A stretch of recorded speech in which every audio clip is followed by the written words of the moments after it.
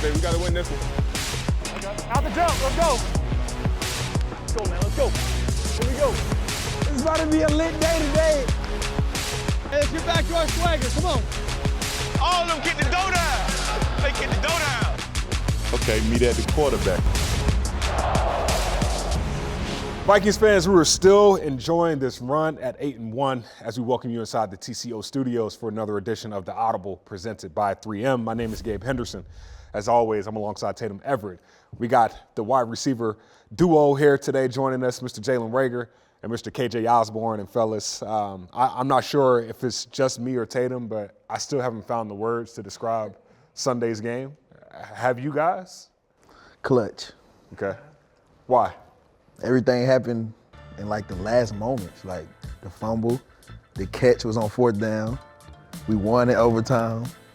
All clutch moments. I would just say it was just crazy. It was real crazy to be a part of. When I went to Buffalo, I was a part of a 7 overtime game. And I feel like, back in Buffalo, I feel like that might have topped it just because, the atmosphere and, the 2 good teams and stuff like that. But definitely a crazy game. It was crazy. I saw after the 4th down catch, you and Justin celebrating. I mean, where were you when that happened, and how'd you react? Honestly, I was taking off my pads. You know what I'm saying? I was like, the game about to be over, and Kurt threw it. I'm looking, I'm like, man. And then when I seen him come down, and the defense didn't react, I was like, no way he just caught this pass. So I was just like. But him catching it, that's a testament to him, man. He's great. So, it was expected for sure. But I ain't gonna lie, I was taking my pads off. I didn't think he was gonna catch that one. But if he had got 2 hands on it, for sure. But that's crazy. You got to think about the context of that play, right? 4th and 18 at that point in the game, one-handed catch. Like you just don't see that every day. I'm telling you, my pad, I was taking my pads off. I'm getting ready to go. I'm like, well, I'm gonna go shake hands, go back. All right, we got two cards in front of you. We always start this show off with a game talk called Two Truths and a Lie. KJ, we're going to start with you. You're going to read your sentences off. Jalen, it's up to you to figure out which 2 sentences are true and which one is a lie. I'm going to read all 3 of them. Yeah, you got to first? read all 3. All right. A, one of my first jobs when I was younger was cleaning a car dealership. B, my ringtone in college was Bounce Back by fellow Michigan native Big Sean.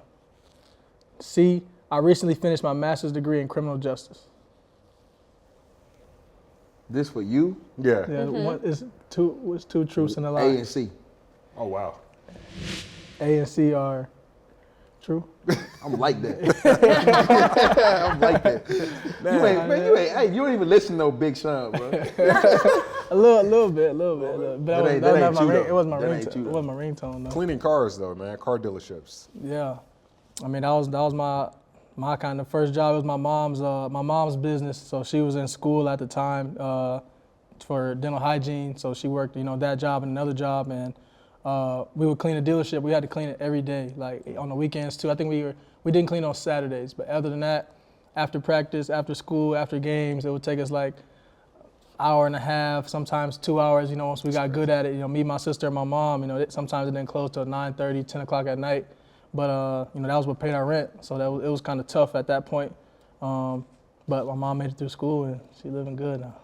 Well, it's a great example for your mom to set, though, and put you kids through that, and for you to show up. I mean, what does that say, do you think, about what she was able to do with you guys? I mean, it just taught us hard work and perseverance. Like I said, it was tough. She would have to clean the dealership, and then we finished sometimes 11:30, 12 at night. Then she got to go study for a test.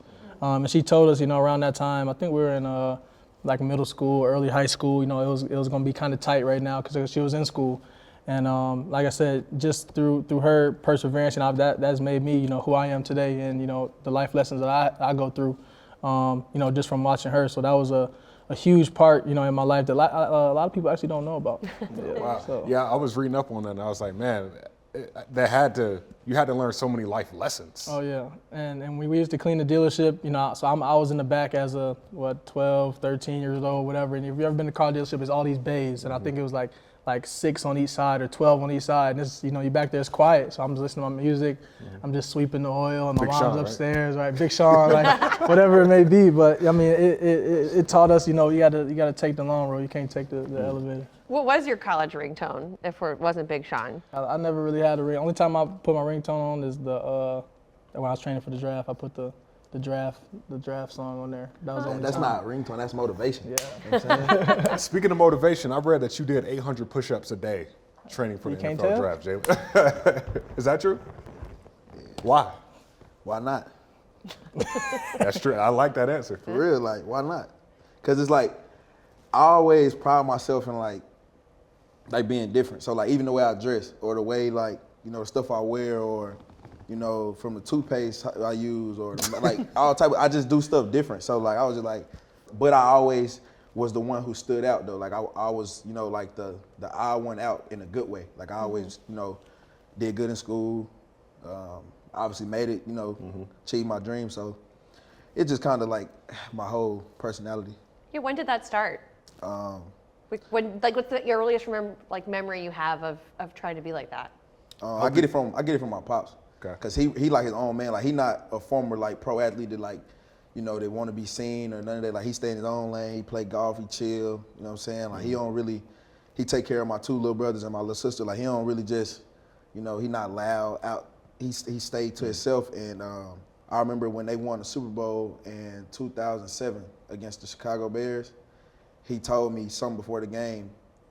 He was like, you know, always dare to be different. So I just took that and ran with it. Speaking of that, before we get to our next two truths and a lie, when you read off your sentence, KJ, he just gave you the first answer. What one true is. So on that note, I'm gonna have you flip your card over, Jalen, and you got to figure out which other one is true and which other one is a lie. All right. The first Super Bowl game I attended was in 2007 when my dad played for the Indianapolis Colts. I ran the nation's best 100-yard meter during my senior year at the Texas Track and Field State Championship meet. I committed to Texas Tech and Oklahoma in high school before finally deciding to attend TCU. No, you ain't go to no Texas Tech. You ain't committed to Texas Tech, but I say A and B.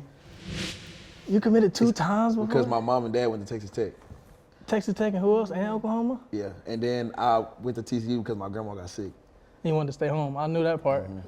I knew that part. That's really good though. That's really good though. That's really good though. Nah, that's interesting, man. Like because you don't hear about many guys committing twice until your story of family must mean a lot to you. What does family mean to you?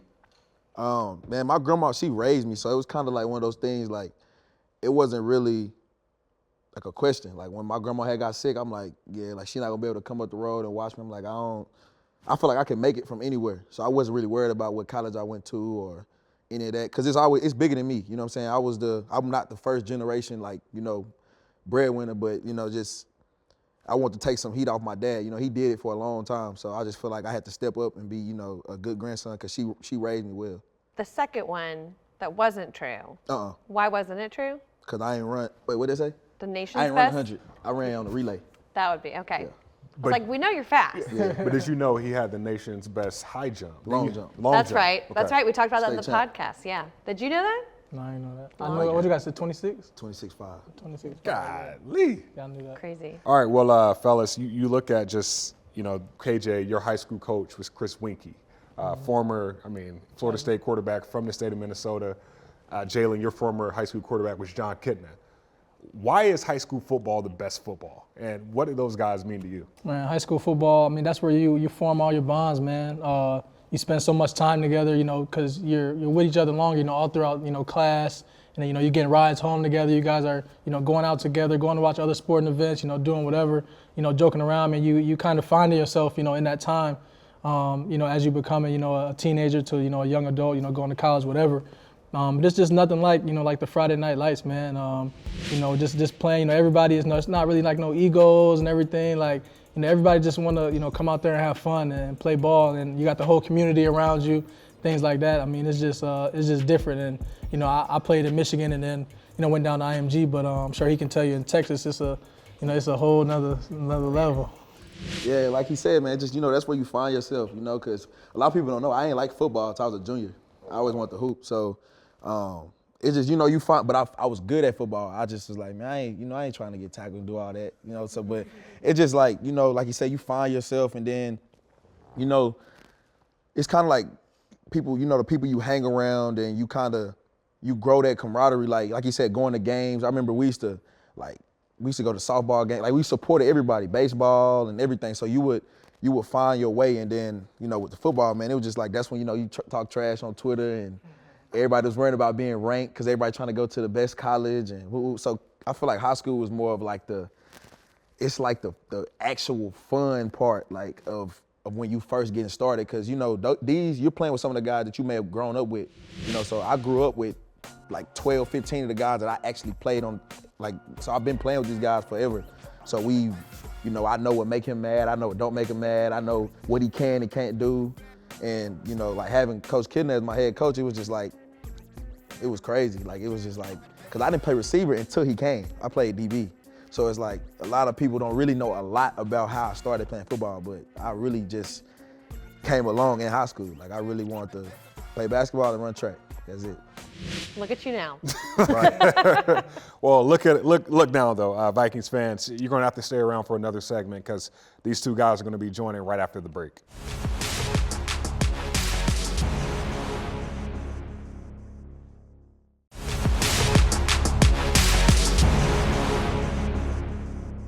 All right, we're back inside the TCO studios. This is the Audible presented by 3M.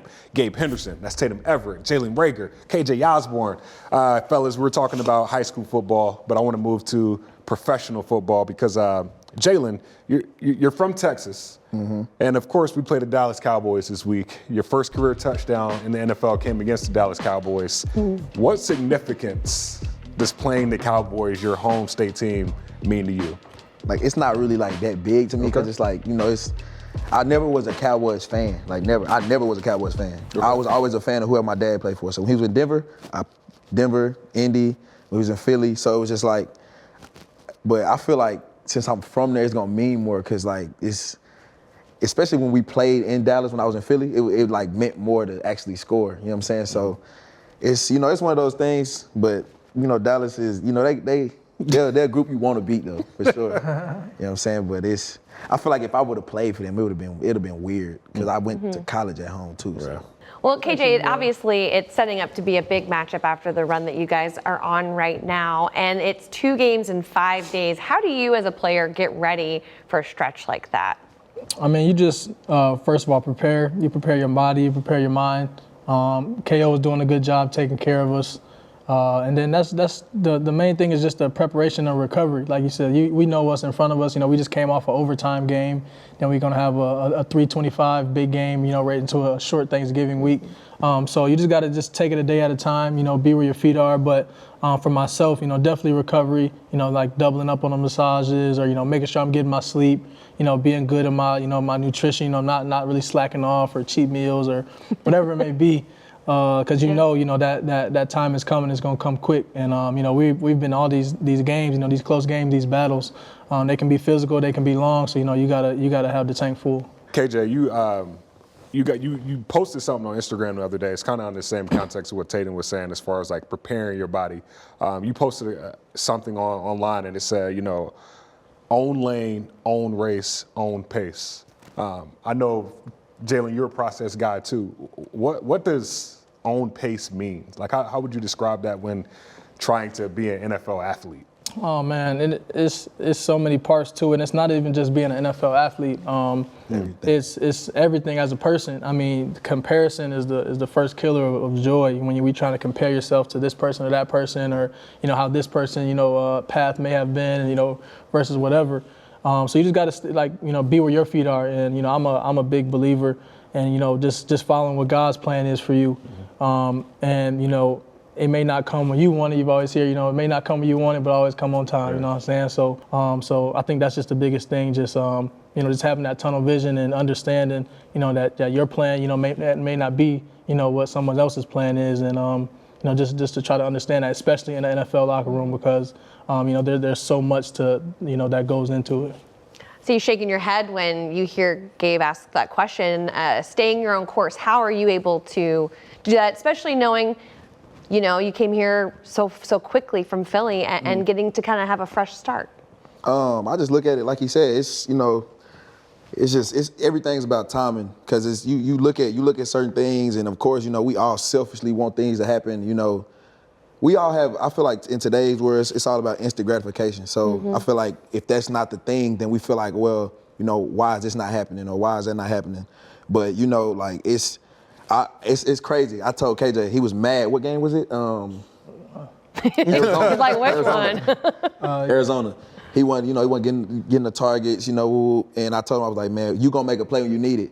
And he ended up making that toe tapping catch. And I told him, I was like, I told you. Like, it's all about timing, you know. So, like he said, you know, your own pace, because, you know, it's easy to look out and see somebody in front of you, but that don't mean they're gonna always be there. That don't mean those problems gonna always be there. So you take it a day at a time, because that's all we can do. You can't look for tomorrow. We can't even get there yet. You know what I'm saying? So that's how I look at things. Man, I feel like what you just said is kind of what you said earlier. Is like you've always thought differently. And I read something the other day that you don't really like talking about football at all. When I leave, I don't want to watch football. I don't want to do none of that, because it's like I find like as I got older, you know what I'm saying? Like, because I went through like a lot of stuff in 3 years. So I found, you know, trying to figure out what am I letting consume me, and not saying that football can consume me, but like. You have to make sure you watch what you give time to, you know, because like you said, be where your feet are. So when I'm at work, I'm here. I'm mentally here, I'm physically here. When a couple years ago, like I would be there physically, but mentally, spiritually, I wasn't there. So I just try to make sure, like, you know, even when it comes to social media, or like my people used to have to tell me to post, because I used to didn't post. I would never post. You know what I'm saying? So it's like, I try to be open now, and, you know, even, you know, my family know, like when we at home, don't talk to me about, you know, football, you know, I want to talk about y'all, how y'all doing, you know what I'm saying? Like, ask me that, you know what I'm saying? Because, you know, as long as I get up and, you know, type in my pen to come in this building, I'm good. But other than that, I'm not worried about nothing else. So I just feel like, you know, you got to be gracious and grateful about, you know, the things that go on, and that's why I take it, you know, how I take it. That's such a great attitude to have, and to have in a locker room. And I see that, you know, sharing that with KJ during a hard time for you. What is that brotherhood like in the wide receiver room? Oh man, it's really close. It's extremely close, and I've said it before. I think it starts from the top down, from McCardell. You know, just his attitude and his energy. Like, you know, one of the first conversations I had with him, I think the second one, you know, he talked to me about, you know, where he's been in his career. You know, he had been in every you know, seat in the room, from, you know, the last guy on the depth chart to the number one, to a, you know, Super Bowl champ, and all different types of things. So he knows, like, you know, anything that any one of us could be going through, whether it's in JJ's chair or, you know, a practice squad guy, you know, he's able to relate to it and talk to us. And then, you know, and Adam Thielen, you know, a leader in our room, you know, amazing teammate. And then, you know, just the rest of us, you know, in there, we're able to talk to each other. It's definitely the closest that, you know, I've ever been, you know, with teammates. And, you know, I came in, you know, we came in, you know, during COVID, and I didn't really understand the impact that it would have, as far as, you know, like the locker room, you know, camaraderie and talking. Like, I'm not really much of a talker anyway. I'm kind of to myself. But, you know, now that it's opened up and I'm able to hang out with my teammates more, you know, outside of the facility, and, you know, we got the couches in there and the lounges and everything, you know, we're able to be in the meeting rooms. You know, it's made us a lot closer. And then, you know, that play, you know, helps on the field, and you see it, you know, carry over, you know, the excitement that we have for each other. Our receiver room is really close, and it's something that, you know, I'm cherishing, you know, throughout this season, because I know, you know, it's something special. I remember last year we had you and JJ on, and we asked about how would you describe the wide receiver room, and you were like, little do people know, Adam Thielen is the class clown of the room. Is he seriously? Right. How would you describe the room? He now? like I'm gonna let him say it. He like the old head. So like a lot of stuff like you wouldn't expect him to say. That's what it is. Like, you know, because it's easy to judge somebody off, like, because like when I first got here, because I had been new KJ, you know what I'm saying? I kind of had like talked to Jets a few times. I ain't really know Adam, you know what I'm saying? So I didn't really know nobody but really KJ. So like when I came in, you know, he know, like when I first came in, I wasn't like the type, like I just sit and not talk, like, because I don't look at it like that. But he would say some stuff, I'm like, that's like that. Like what? You know what I'm saying? What he's like? It just, Oh, man. I can't even put my finger. It just like, he'll say some stuff and you'll be like, bro, what did you just say? But he is goofy, but that's why I feel like our receiver room is like, it's balanced, because you got so many different personalities and there's no egos. You got a bunch of playmakers, you know what I'm saying? That's what people could get misconstrued. Like, you got a room full of people who want to make plays. You know what I'm saying? A room full of go-getters. So of course we all gonna want the ball, but there's no egos. You know what I'm saying? Like people would think naturally, you know what I'm saying? I'm gonna just say it like that I would be mad that, you know what I mean? Because all they did was compare me and Jets. But like, I like seeing him, like the stuff he do, I'm like, or when he tell me some stuff, I'm like, man, you telling me, I'm like, I ain't where you at yet. You know what I'm saying? So, but it's just like, you know, or I tell KJ, or like, we'll come back, he be like, hey, how was this route? How was that route? Or you wouldn't, it's not like that veteran where like he come back, you know, he not helping you. Adam been helping me since day one, since I got here. You know what I'm saying? When I got here, KJ was like, hey, bro, like whatever you need. You know what I'm saying? Like, it's just, I feel like, you know, every game, I always tell him like, man, it's like, you know, it's gonna come, bro. Like, patience is a virtue, and I really believe that. It's so interesting to hear you guys talk about locker room dynamics. So I feel like so many players right now, so many of them are saying it's the most fun I've had. It's the tightest room I've been in. It's just we have each other's backs. We believe in each other. I mean, can you compare this to any other experience you've had so far, and what would it be? Mine would probably be college. Yeah. For sure, because college is like, you're preparing for this because the only thing that's different is the money, you know what I'm saying, and really the demands, because, you know, of course you go to class and whatever, but that's like, you know, that's part of your job. But like here, I would say college too, because it's you being in the locker room, you around your teammates every day. Like you literally probably leave practice and go to a class with 10 of your teammates. Yeah. You know what I'm saying? So it's like you never get away from each other, which it could be a good thing and a bad thing, but it's like when we in this locker room, it's about us. You know what I'm saying? So I feel, I'm pretty sure he probably say the same thing. Same way. My last year at Buffalo was definitely the closest team, you know, besides this that I had been on. You know, we had a lot of success. So I mean, that's the only thing I could compare it to. And this is like complete opposite from like what my rookie year was, like where it was like the locker room didn't feel like this at all. And it wasn't because, you know, guys' mindsets or egos or anything like that, but it didn't feel like this. You weren't here. And and now, you know, it's like I said, it's crazy. Man, speaking of crazy, Sunday's game is going to be crazy. Oh, yeah. Dallas Cowboys, that name always brings fans to the game. Control chaos, man. Exactly. Control chaos. And then it's the second game of 3 games in 11 days. I'm excited for you guys. I say this every week, but I really mean it this week. We could talk to you guys all day, but just due to programming, we got to cut this show short. So, fellas, appreciate your time today. For KJ Osborn, Jalen Reagor, Tatum Everett, my name is Gabe Henderson. Thank you again for tuning into another edition of the Audible presented by 3M.